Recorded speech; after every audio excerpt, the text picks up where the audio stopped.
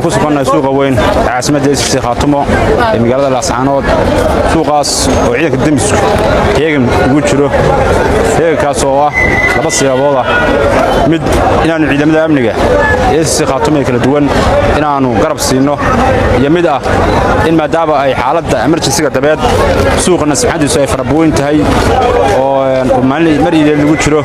inaanu uga soo dhawaano baahi kasta ama xaalad kasta ku timaadaba inaanu ku soo dhawaano aanu suuqaan ka soo hawlgalno oo lamiyada xidhno bulshaduna ay u ciidaan si aad iyo aad u wanaagsan intaan bay ahayd ujeedkaan halkan u nimay habeenadan baa uga hawlgalaynay iyadoo aynu halkaas ku sugannahay caawa oo maamulka dowladda hoose maayarka caasimadda duqa degmada Laascaanood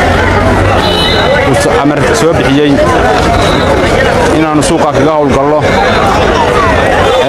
sidaas ayay jawaabaha iyo hawlaha iyagu